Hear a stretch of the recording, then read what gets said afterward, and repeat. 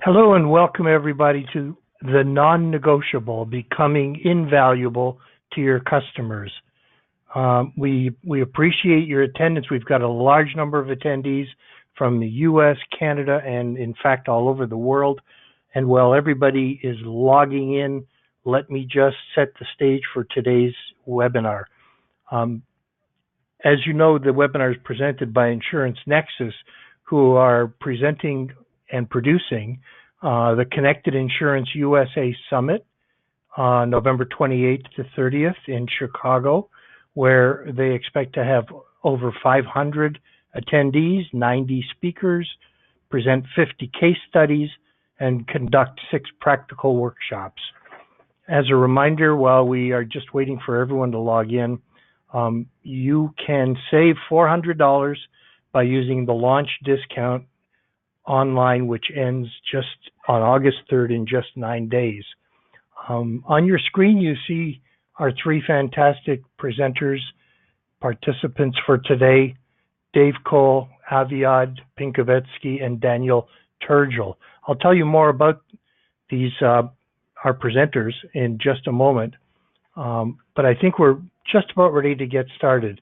And actually, they will present in the order in which they appear on the screen here.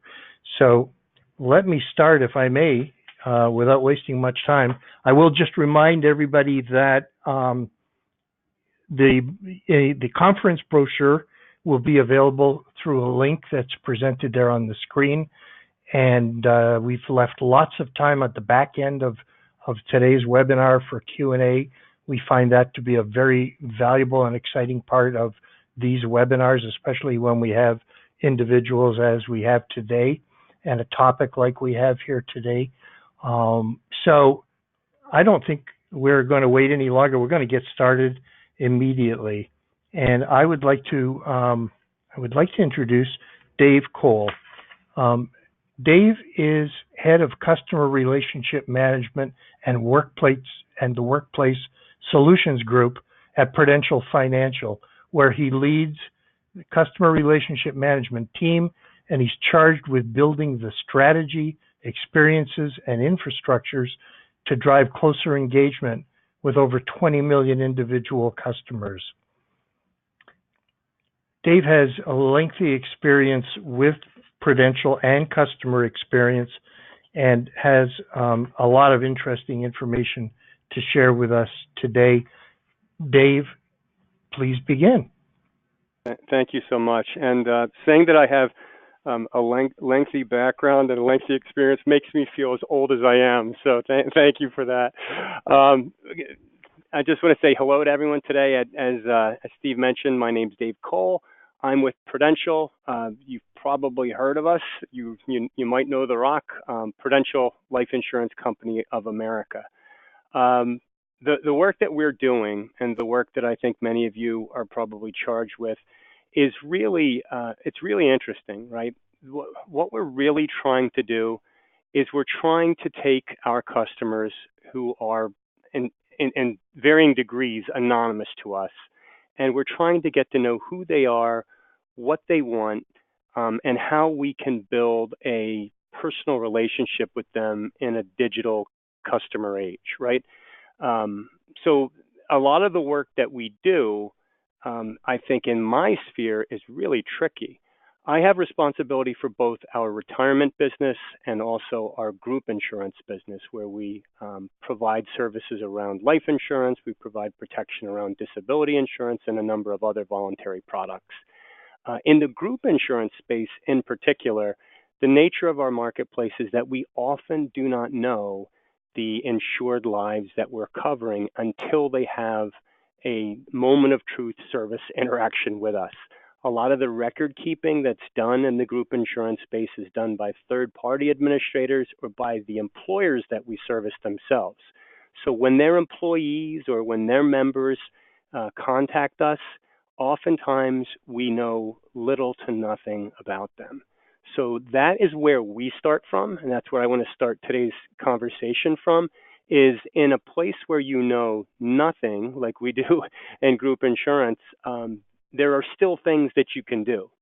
I imagine that most of the folks on this call are engaged in more of a retail insurance structure where you're providing direct benefits to individuals that you interact with. So let me just say I envy you. You're in a good position, and what might seem like a challenge to get to understand your customers, now knowing that there are people who literally don't know who's insured with them that need to create these personalized experiences, hopefully you feel like it's a little bit more manageable. The key to all of this is data, which is why we're all here, right? It's understanding even basic demographic information, but it's collecting information about experiences and really doing voice of the customer sort of analysis to understand as they go through service experiences with you, what it is they need, what are their challenges outside of the specific sort of transactional experiences that they're having with us, and really getting to know them as individuals, our customers as individuals. The thing that I preach and what most of the work that we do attempts to attack is we work with what I'll call lifers, right? Insurance lifers, people who know the claims business, people who know the enrollment business, people who are, experts in specific fields who might have 20 plus years of experience building service experiences for customers. We're trying to move beyond just being able to deliver that transaction really well, right? And that is a building block, don't get me wrong, but we need to move beyond the idea of managing transactions and managing one specific interaction, and instead expanding to how we are constantly building a relationship with someone, again, who is either anonymous to us or who we don't know a whole lot about. So data is the key. Understanding through voice of the customer, understanding through data analysis, the sort of experiences that we should be anticipating based on demographics, based on specific service experiences that we know about, based on triggers that might even be beyond our level of expertise, where we need to partner with customers and other providers to be able to understand when we can deliver relevant and personalized education, and how we can help anticipate service needs and make things easier for customers. So for us, and this is sort of the lens that we always apply our experiences across our experiences. We look at the 3 E's, right? We look at ease, effectiveness, and emotion. So any of our digital experiences, any of our omni-channel experiences for that matter, we're always thinking about ease, effectiveness, and emotion. How easy can we make it for the customer? How intuitive, how proactive can we be? How much can we anticipate their needs? In the effectiveness field, we're looking at, did we actually solve the thing that they needed to have done? And not just what they expressed as a need for us, but what need might be beneath that. And then finally, the most important thing is to measure the emotional impact of any of the interactions and the relationship sort of connections that they have with us. Are they leaving any interaction with us, even if it's us just delivering emotion or educational content? Are they walking away feeling good about Prudential and knowing who we are, because we were as anonymous to them sometimes as they are to us? So those are the big pieces. I know I only have a few moments here, so I'm just going to wrap up until we get back to questions. But for us, it's a matter of really getting top-down support for that vision, getting buy-in from the leaders, those insurance lifers that I talked about, to help sort of change the way we do things, and then partnering very closely with the folks who are involved in customer touchpoints. Thanks, Dave. I assure you, you'll have lots of questions as people drill down on some of those great insights. So thanks again. Our next speaker is Aviad Pinkovezky, head of product at Hippo, where he likes to say that he joined the company as employee number 1.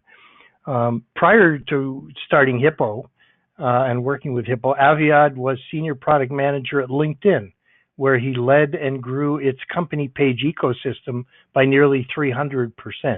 And before that, he spent 10 years as an officer in the Israeli military intelligence, working closely with engineers and military product managers. Aviad holds a Bachelor of Science in Computer Science from Ben-Gurion University and an MBA from Stanford Graduate School of Business.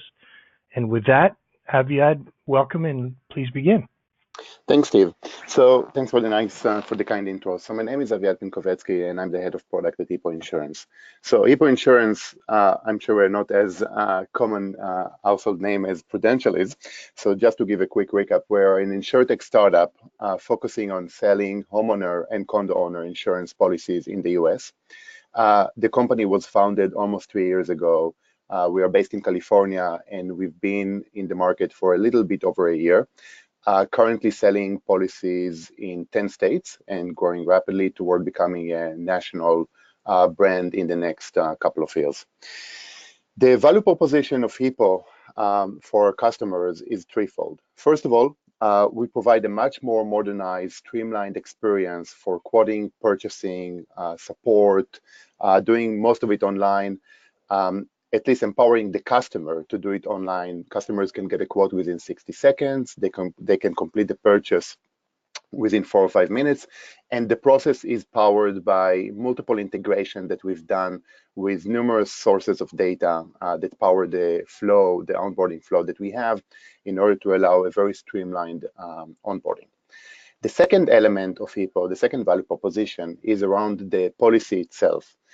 So during the early days of Hippo, when we started to design both the online and the insurance products, we analyzed hundreds of customer reviews, talked to tens of customers, of potential customers, of homeowners, and we realized that there was a gap between what customers expected their policy to include in when they have an emergency, and between what was actually covered in many cases.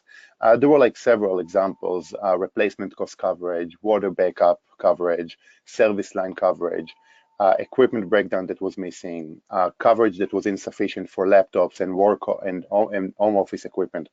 So when we filed our policy papers, we made sure to build a policy that would be the same policy that we as customers would like to have. And as a result, we ended up filing a policy that removed a lot of the outdated coverages that are less relevant for today's customers, such as putables, coverage, fur coats, silverware, and so on, and replaced them with stuff that matters for people in 2018.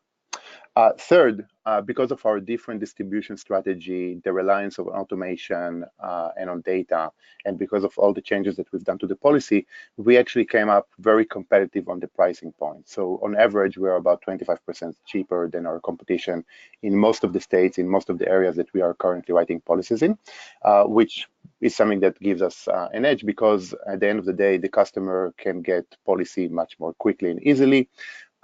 They can get better coverage in many cases, and in most cases, they also save money while doing so. But the technology is only a mean to an end.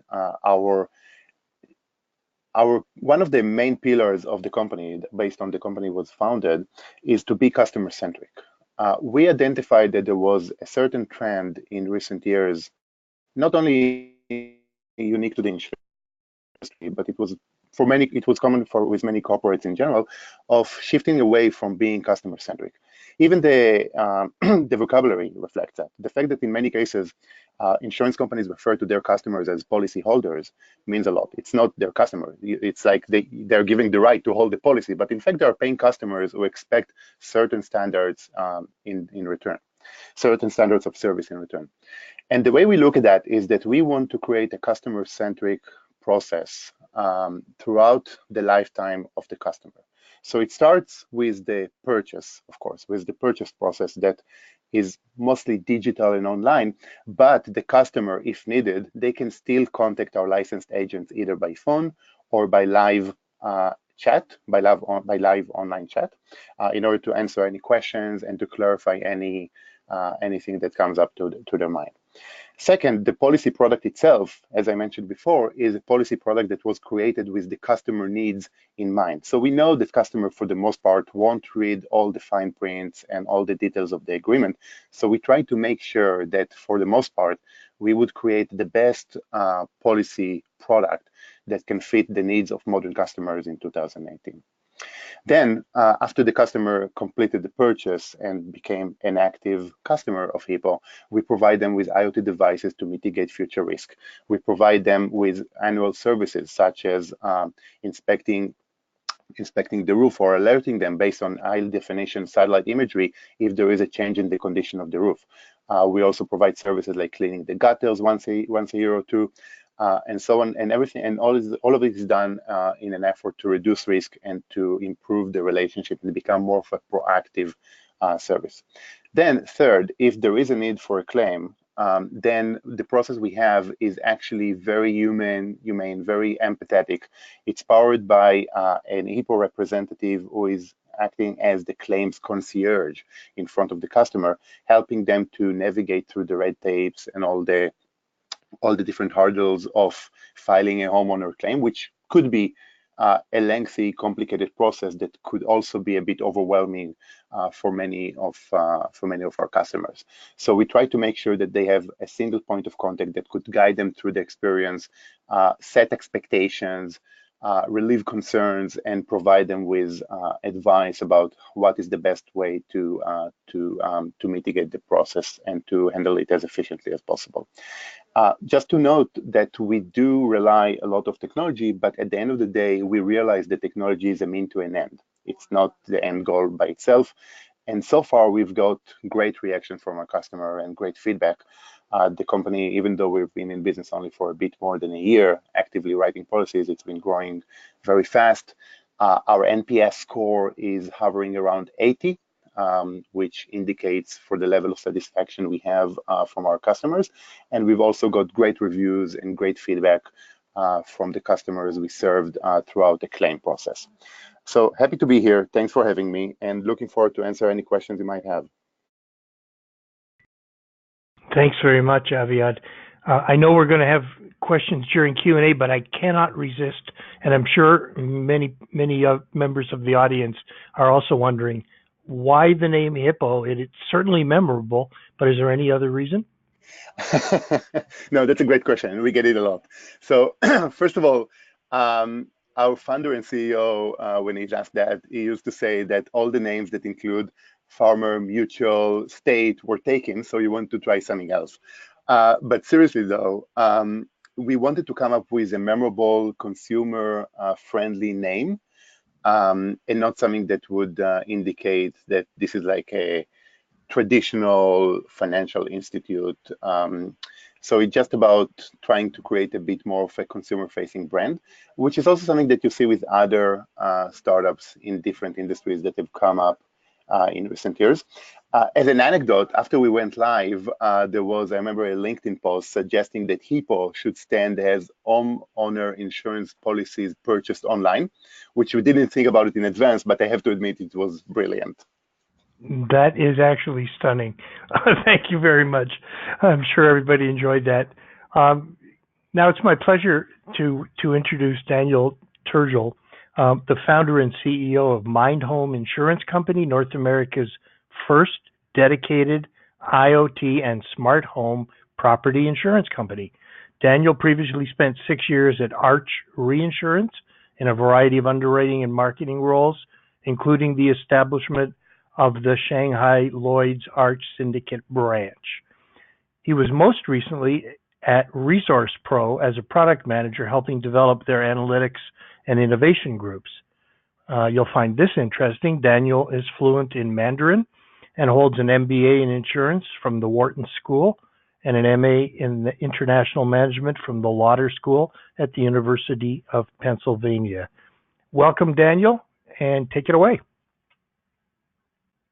Thank you so much. Really appreciate that, Steve. We're excited to talk with everybody today and introduce us. We're a few weeks ahead of our official launch of our brand in Colorado. So we are a new company, more recent than Hippo even. We are a startup insurtech launching here in the state of Colorado next month. So we started the company, I founded this company with my brother last August, and when we founded the company, we looked at a lot of the new technology that was available in IoT and smart home and said, how can we wow customers? We said, we have new tools that they don't know are available to them, or that there's not general understanding that these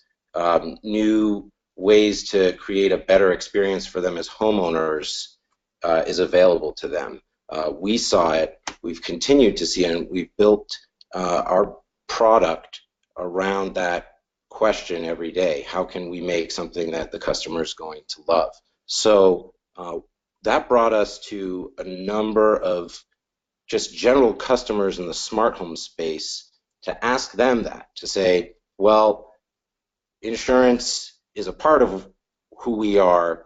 It is at the heart of what we do, but let's step back for a minute and talk to you more about your experience as a homeowner, smart homeowner.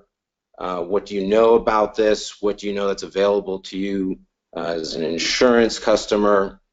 And start from there. And then we were able to incorporate a lot of really great new pieces of both hardware and software to start offering a new and improved homeowners experience.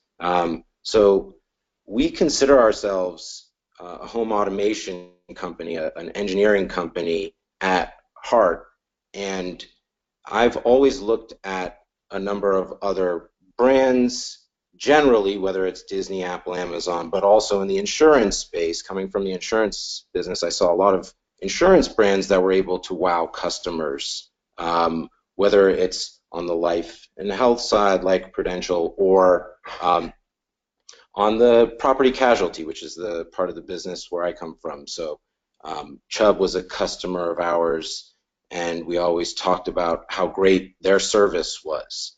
And indeed, when you look at what customers really love in insurance, is that when they have a great insurance brand that values them as a customer and that does things to change and improve their experience, that's what we found in our research creates the most long-term value for the customer. So what we said was, all right, well, then how do we do this? How do we actually go about integrating all of this great new hardware, not just the software, and that's a big part of what we do too, but how do we take these cool new toys which customers are already playing with in certain ways as smart homeowners, and how can we build a customer experience, a new type of customer experience around that? That has been the central question that's guided us, and what it led us to was a very deep understanding of the pain points of the smart homeowner and where they're not being satisfied as customers yet. And we spend as much time in the smart home space because that's of course where all of our great technology comes from, as we do in insurance and looking at trends in both. And what you see is a lot of great promise for smart home, but you also see a lot of customers that are just not getting exactly what they wanted. And I think there are many reasons for that, and there are many solutions to that. And we've said, well, if we can bridge the gap between what customers are expecting from their smart home and what insurance can provide as the one with the greatest financial interest in a certain part of the home, then we may be able to take some of these problems head on, and indeed that's what we've done. So one of the core ideas that we heard from every customer over and over again was, first of all, we're not seeing anybody offer both the lifestyle side of the smart home experience and the financial services, in this case insurance side of the smart home experience. That was a central gap that just kept coming back. So we've said, okay, that bridge must be done, and in order to do that bridge, you need the tools to be able to bridge that gap. So when we went out originally looking for our technology partners, we said we must have a partner or a group of partners, a series of partners that are not only the best at wowing their customers, but that also are part of a much bigger platform that can incorporate all the different points of smart home and how it can improve risk. And then we need to work with them to get even better. So I always come back to what wows me as a customer too. I think our team does a great job of saying not just, hey, okay, insurance customers are expecting this type of base technology, whether it's your general integrations with social media or incredibly fast mobile experiences, but what else is it that they're also doing that makes for great experiences? And we talk all the time about the companies that wow us, whether it's Facebook or Disney, on and on, Apple. And we try to get a sense of, from our own experience, but also from our customers and our own internal team, what are those things that happen that in that customer experience make people say, this is fun, this is great. So we've concentrated on figuring out, okay, who provides that, who does it best, and how can we then incorporate it both from the smart home and the insurance technology side. So that's why voice is a big part of what we do. That's why automation, making sure that the home has everything it needs to be self-sufficient for the different perils that we're tackling. And then it goes a step further and is able to offer on a continual basis this customer what they might want to try. I think in the end, that's the biggest theme that we've come back to. Customers today want more choice than they've ever had before because we've given it to them, meaning other brands and other industries have given them so much choice, and we're following that. We're saying, okay, here are a lot of different hardware choices for you. Here are the software choices that we have available to us to deliver those to you in the most efficient and best customer experience we can do. How do we put them all together? And then once we have, go right back to that customer, go right back to the market research and our own research, and do it again and do it better the next time. So that's us. We are excited to talk to you further about it and share some of our actual experiences with you. Thank you. Wonderful, Daniel. Thank you, and everybody wishes you great luck on your launch. I'm sure it's a busy time for you, so especially thanks for participating today. We're ready to get started with Q&A, and while I'm just waiting for all the questions to pop up on my screen, one more reminder, if I may, that today's webinar is presented by Insurance Nexus in the run-up to the Connected Insurance USA Summit, which is taking place later this year, November 28th through 30th here in Chicago. And as I mentioned earlier, and as you can see on your screen, there's a special $200 discount that you can use for being an attendee of this webinar, which would be in addition to the $400 launch discount that's on the website right now and is available until August 3rd. So that'd be a total $600 discount, fairly attractive.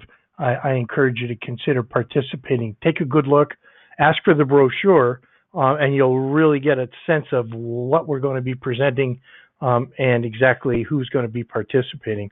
From today's speakers, Aviad and Daniel will be speaking at the conference, and I believe a colleague of yours, Dave, John Consigli, the Director of Customer Experience, will also be speaking. So I encourage everybody to take a good look at that opportunity. With that, let me get started and direct some audience questions to our speakers. The first one I have is, and I'm going to ask each of you to comment on this one or to respond on this one. What are the top one or two things that make carriers invaluable to their customers in your context of your company and your products? And by that, we mean creating loyalty, stopping churning, stopping shopping, etc. So Dave, you were first, so I'll ask you to lead off. Yeah, for us, I think that the particular value that we have is really twofold, right? For us, we're providing value to employers and associations, union groups, group sort of institutional clients, as well as to their members, to their employees. So what we're able to do is we're able to provide services to employees that um, sort of sort of demonstrate the commitment that an employer has to their well-being. So by operating in that space, we can do things, and Prudential is fairly unique in this. We can connect general pictures of their overall financial wellness, touching on things like important savings towards retirement, as well as protection from catastrophe on a personal level. So the biggest thing that we can provide is that sense of overall financial wellness that ties right back to the paycheck that they're getting, right, in that sort of context. Thank you. Aviad, how about Hippo on the property side and making yourself invaluable to customers? Yes, that's a good question. And I think in our case, it's first and foremost, it's about creating an organization, Hippo itself, where the culture is completely customer centric, all the way from our CEO, other execs, all the way to the last representative who is on the phone with a customer or with a prospective customer. All of us are very much customer centric and customer obsessed, and the true north that we have in making decisions about either the online product or the policy product or how people interact with our customer and with our website, it's mostly and first and foremost about the customer experience. So for example, how do we make sure that the language on the website is as clear as possible so people know and understand what they do? How do we create the right balance between asking questions that would allow us to fine-tune and to make sure that the policy is accurate, and at the same time not overwhelm the customer? And last but definitely not least, maybe even the most important piece of what we do, how do we create top-notch experience for our customers when they could be in one of the most difficult times, financially at least, in their life? When you had a property loss, it could be a small thing like a local water damage or a breaking and entry that it wasn't too significant, but it could be something that completely turns your life upside down. If your house burned down or completely got damaged by excessive water damage, that could be a very, very disruptive time and experience for you and for your family. So how can we, first of all, try to mitigate this risk? But once the risk happens, how can we create empathetic service that would allow customers to carry on with their life with minimal interruption? So for example, our customer concierge, they're not starting the conversation with what is your policy number and so on. It's more about, how are you safe? Are you okay? Do you need like any immediate help? Do you need a hotel for tonight for you and your family? This kind of help to create a human touch and to keep in mind that you're talking to human beings that could be going through a pretty rough experience. And the reason they trusted you and the reason they gave you money to begin with is because they trusted you to help them during this time. Thanks, Aviad. I think you just mentioned customer like 100 times in 2 minutes, so that's probably a great definition of customer centricity just by itself. Thank you. Daniel, what about your plans for making yourself invaluable to your customers, creating loyalty with them, etc.? What are the top 1 or 2 things you'd like to establish? Sure. Well, I mean, of course, in the experience, we have to have a base speed that in every part of what we do, we're there very quickly responding to them, and not just actual speed time, but overall the metrics that we look at are how first time resolution, how quickly that's resolved. So we want to make sure that we're responding very quickly, and our response is multidimensional. So it's bringing together those dimensions, meaning we have both the our own internal claims and other folks that are handling those situations that Aviad mentioned, but also we're talking about response to other customer experiences that may have nothing to do with insurance, but people look to us as their bridge to understand how they can optimize their home. So when they call us up, we're ready to do anything for them.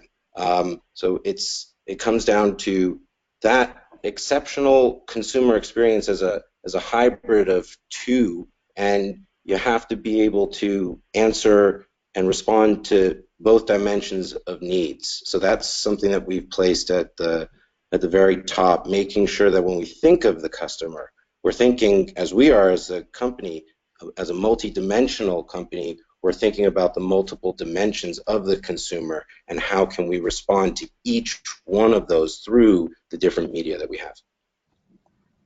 Thanks, Daniel. Appreciate that. Aviad, there's a question here that I have to put to you, and you've probably been asked this before. The question is, how is Hippo differentiated from Lemonade in New York? I think you could probably answer that more broadly and just answer about differentiation, in general. I don't know. I'm not sure why New York, but please go ahead. Sure. Yeah, this is a question that came up quite a lot. So first of all, we are very appreciative, and we think that Lemonade has done a great job in promoting this all new notion of insurtech to begin with.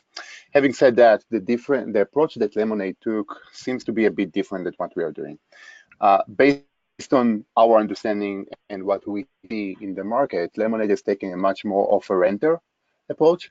They do offer home insurance policies, but for the most part, their main focus in terms of product development, PR, marketing, and so on is around the renter product that they provide to the market.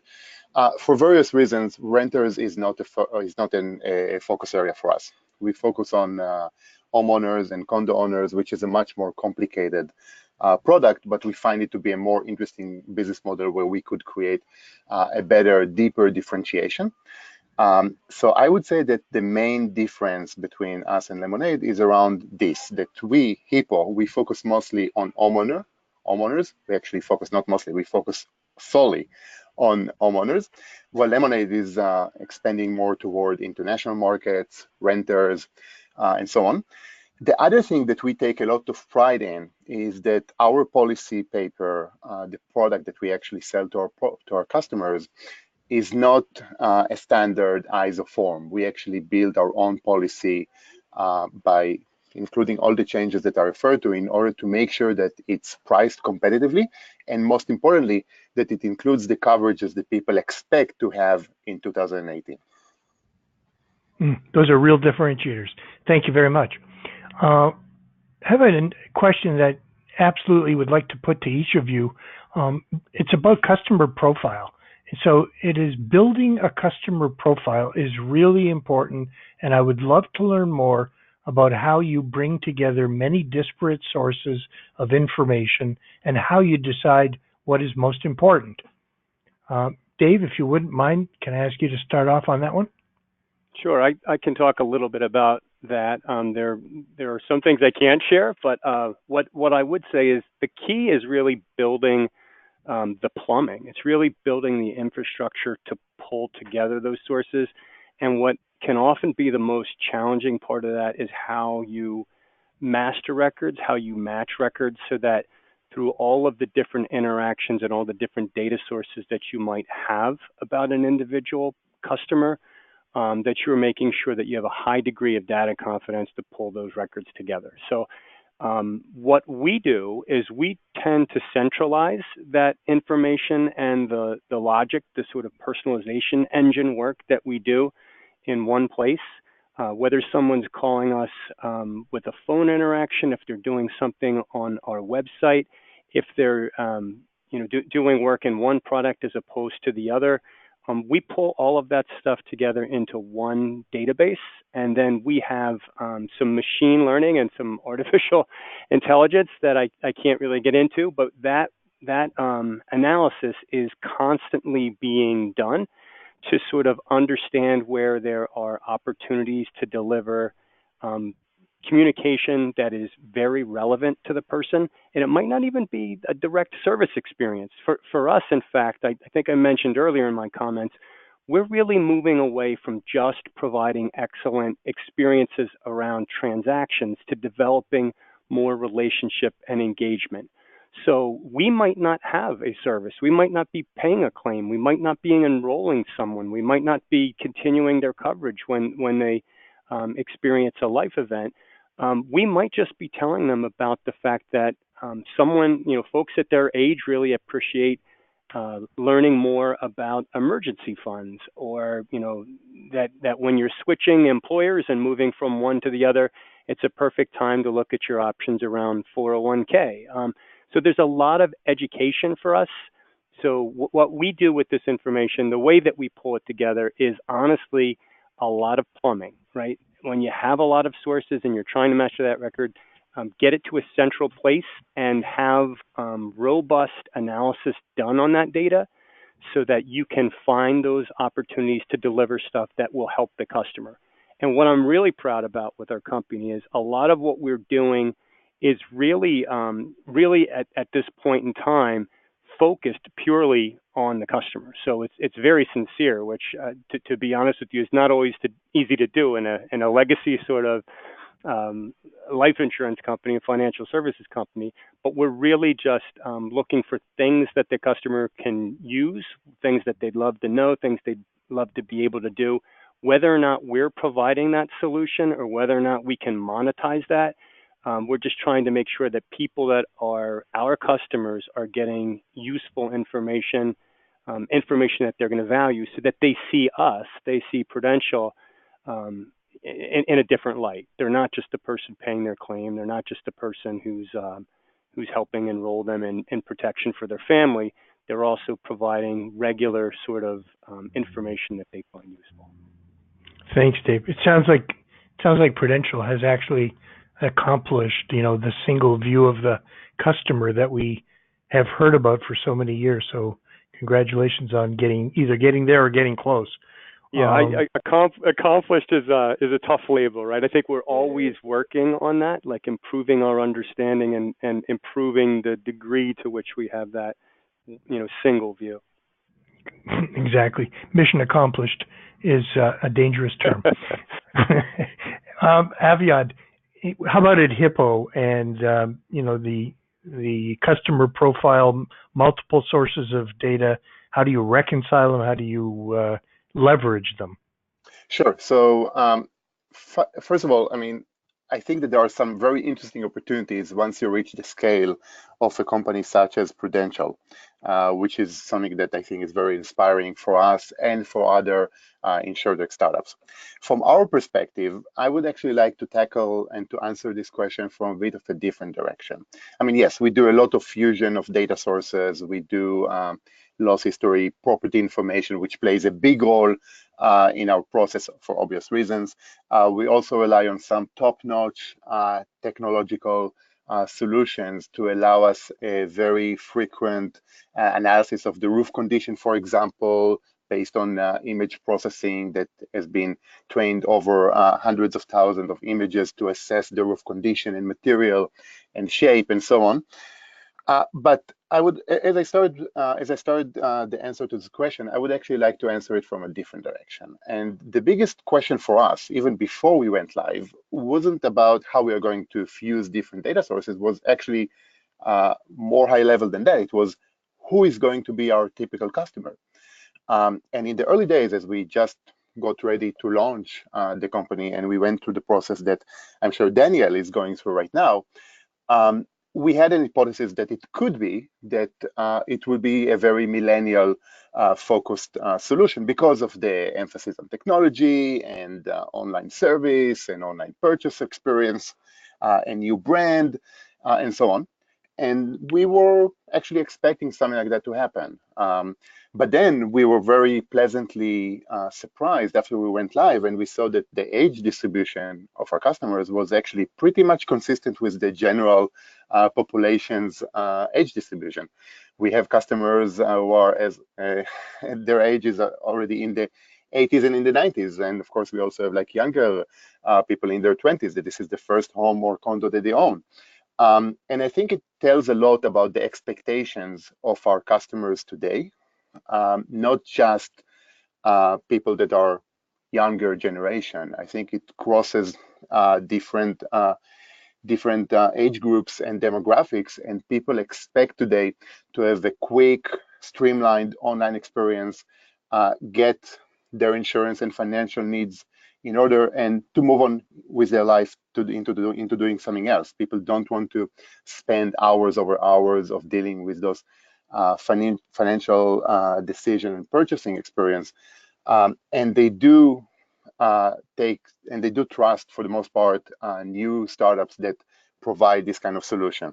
So this is my angle to that, and happy to hear what Daniel has in mind on that. Okay, thank you. And Daniel, what about your plans for working with disparate sources of data and consolidating them effectively? Yeah, so we've made our platform, we are built on the Salesforce platform because we said if our goal is to be as customer centric as we can be, we need the right set of tools on the distribution side, and we've always looked at insurance as much a distribution as important, whether it's direct like us or via independent or captive agents. The notification system has to be robust so that when you do get the real fine-tuned segmentation, it can match that. So segmentation, whether we're talking about gender or marital status, generation, we look at all of these different components, but then when we go back to our roots as a home automation company, we say, and let's combine that with what we know about those customers already. So within the general population, there's that selection of customers that are already pre-selecting into wanting to use this technology. They generally want a better work-life balance. The balancing of family time and resources is very difficult for them, and this is we have a set of tools that can help them with that. I think the other real important piece here is this is particularly true of all financial markets, but we found this to be very true in homes too, because of the changing nature of the home ownership in the United States. It's not just those generational gaps and millennials coming in. It's also there are different owners. The country's residential real estate has many different groups that are interested, and they have different needs. So I'm getting into the difference between the B2B side of the house and the B2C side of the house, and it's very important to distinguish that even though the experience, you can use the same hardware and tools to create that better experience, these different parties want to use them differently, and so it's fine-tuning what the user experience and the UI for each of these different types of users of your technology, not just those single family owners and customers segment out by their different demographic information. It's also to look at the parties of interest and what drives their interest as well. Thanks very much. So this question actually made me think of a related question, a corollary perhaps. If you don't mind, I'm going to ask each of you this question. Understanding that you work, no doubt, with data that you source through third parties, multiple sources of data from third parties. My question really is, what about the aggregation of that data inside your own business? Is that something that you take ownership and responsibility for, or that you can also rely upon third parties for that as well? And Dave, I'm back to you with that one. Yeah, and from our perspective, we do handle all of the aggregation of different data sources. We rely on a few third-party data sources, but all of that is sort of built into our business process and the data process that we've sort of constructed on our side. Great. Aviad, what about Hippo? Yeah, similar to Dave, we do the same. We do rely on external data partners, obviously. I think it's the right way to do, either if you're a small startup or an established large company. But then again, we are being very particular about owning the data and the experience and doing all the technical work on our side. We don't outsource our development.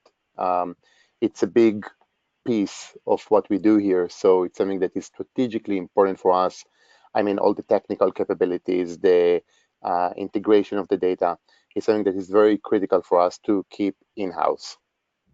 Okay, and Daniel? Yeah, I'm consistent with the other answers as well.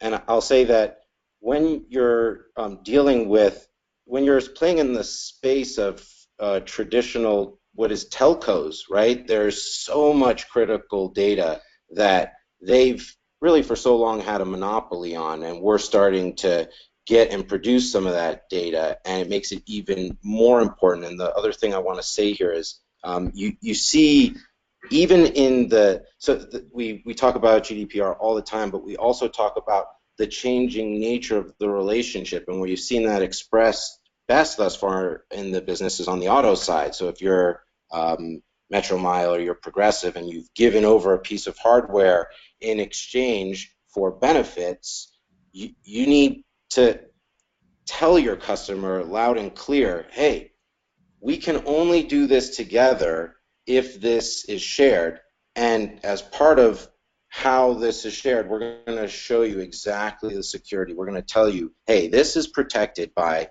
the very best brands and products in both your traditional software engineering security, your cyber security, but then also this component of cyber security that's related to, when you get down to it, the design of the chips. Even if you're going to be in hardware and dealing with that, you have to know multiple layers of the security so that you can really protect that data. So it's something we take very seriously.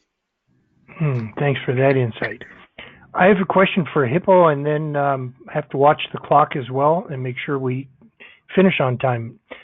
For Hippo, can customers use existing smart home hardware and software to access your product, or does it require any new technology or infrastructure? No, so it does not. So in our filing, and if you go through our onboarding flow, you will see that we do ask for existing smart home devices on the three most common perils, which are theft, fire, and water. And in our filings, we already reflected the potential existence of those devices, and it does give our customers pretty deep discounts into from their premium. Having said that, and I can't share too many details, we do have some interesting initiatives on the IoT devices that will be coming to market in the near-term future, and we are very excited about it. We believe that what we do now is interesting and valuable for customers, but it's only the beginning. One caveat I have to say here is that I think the juries are still out about how common and mainstream IoT devices are going to be. I think there are still some barriers, and that's a whole separate conversation, and I want to be mindful of the time, but it's still an open question in my mind. Okay, thank you. I have a question here about IoT devices and what works in terms of profitability. So, Dave, I'm not sure, but I would imagine on the life side, you may or may not use or be involved in IoT wearable programs. And if you are, can you comment on the question? Yeah, I don't really have a lot of information on that. Okay, we'll move to Aviad with IoT home security and related home devices. Yeah, so there is, your experience, what works best in terms of profitability? And I think the question is related to insurer profitability as opposed to anything else? Sure. Yeah, and that's a good question because I think there are three components, actually maybe two, depends how you count that. But the first one is that what I just referred to, that I think it's still a bit early to make like a judgment call on that because it's still not mainstream. There are still not enough data to show like how it's consistently performing. And I mean like the new generation of the IoT, the smart IoT devices, not just traditional alerts. But the second thing is that there is a gap between perception and reality here. From the customer's perspective, and we found that repeatedly in interviews, experiments, and so on, the most valuable aspect is protecting against breaking and entry or theft. But this is like the smallest peril. The most valuable from profitability point of view for the insurer, but also for the insured to reduce potential damage is actually prevention of water damage. But this is something that is perceived less valuable because it's not something that that is being a top of mind issue to the customer, and it's not something that have ramification on the person's and the family's personal safe being. Okay, Daniel, any comments from your perspective on IoT device profitability? You can take it from either the insurer side or the policyholder side.